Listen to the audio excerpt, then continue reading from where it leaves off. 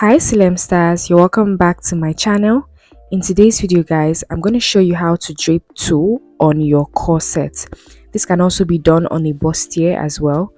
It depends on you, whatever you want, but you basically need a soft tulle. As you can see, I'm stretching the tulle to show you how soft it is, and also to show you that when you're draping your tulle, you need to drape the side of the tulle that is stretchy.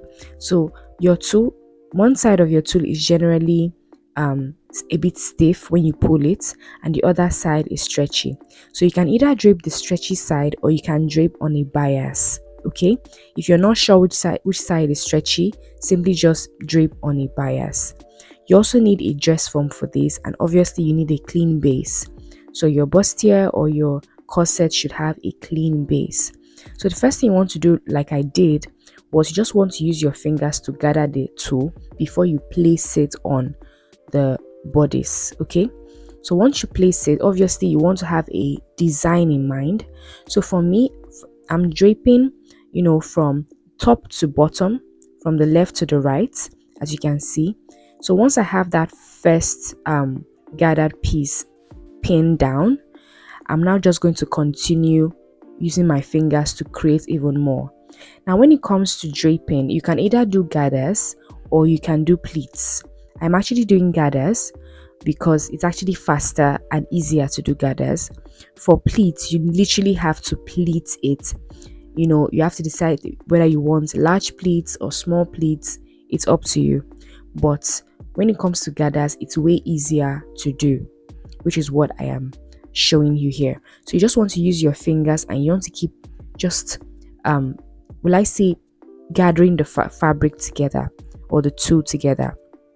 Now as you gather, you want to pin. As you gather, you want to pin on both ends. As you can see, I pinned the tulle by the side on the left and by the side on the right. Okay, and then you want to also pin that bust area where I'm pointing now. It is very important that you pin the bust area because of the curve of the bust. If you don't pin the bust area, your tulle draping is not going to stay. So can you see how I am gathering the fabric on my hands, with my hands rather, before placing it? That's the first step. Gather with your hands before you place it. Now once you place it, you want to pin one end and then pin the other end just to secure it. So you want to have those first few gathers secured, and then you can now go ahead and start creating some more. So can you see what I'm doing? So it's just something that you really need to just watch, pay attention, and you'll be able to get a hang of it. It's pretty simple. It might be hard for beginners, but if you're not a beginner, this shouldn't be something that would be difficult for you. Even as a beginner, you can try this out and see how it works for you. It's really not that difficult. Okay, so you just want to pin. Now a question I always get when it comes to draping, whenever I make any video on draping, one question I get is, can it be done without a dress form? So this piece I'm using here is a dress form. When it comes to draping, your best bet is doing it on a dress form. But if you don't have a dress form, obviously I will not tell you to go and start buying a dress form now, especially if you can't afford it. But what you want to do is you want to use your regular mannequin. So you want to make sure that the space between the mannequin's boobs are covered. The reason why you have to place a fabric between the two boobs is because you want everything to be flat. You don't want that indent created there. So as you can see, I'm actually pinning the curve of the bust, which is about where you have the bust span, right? Which is like the midpoint of the bust. It's important that you pin there because, like I said, because of the curve of the bust, the draping will not stay if you don't pin it. Now it's also important that you pin because you're going to go back later and secure it.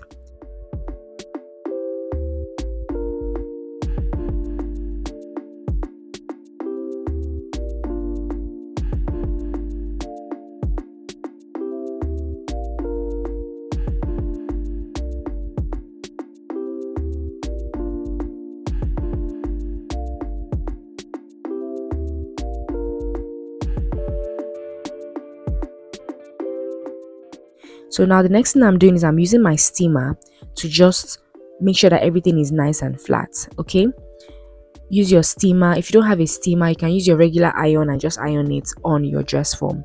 But I love to use my steamer because it just makes it easier, and it's, easy to just walk around, using the steamer around the dress form. Okay, so once you're done, steaming or ironing it, just make sure that everything lays flat and smooth. Okay, if there's any crease, your net was not ironed before you draped, so using a steamer or an iron will also remove any crease or folding that the net has. Now once you're done with that, you can go ahead and cut off the excess. Okay, cut off the excess by the sides and at the bottom. Now once you've cut off the excess by the bottom, you're going to have a raw edge, right? Now you have to also go ahead and fold it in. Do you see what I'm doing? Fold in the rough edge you have at the bottom so that everything is nice and smooth. You can't tell where the draping started and where it ended. Okay, now those parts where you had pinned, you're going to go back with your needle and your thread, and you're going to secure. Because like I said, if you don't secure the curve of the bust, that's draping on the curve of the bust, it's all going to unravel. You don't need to miss that. You need to secure it. Then by the sides, you can actually use your sewing machine to secure the sides. Okay, but for the bust area, you must secure it with your needle and your thread. So this is me securing the sides. So just take it to your sewing machine. Obviously, when you are pinning your draping to your bodice, make sure that you don't pin your draping, or you don't make sure that the pin doesn't get into your dress form, if that makes sense.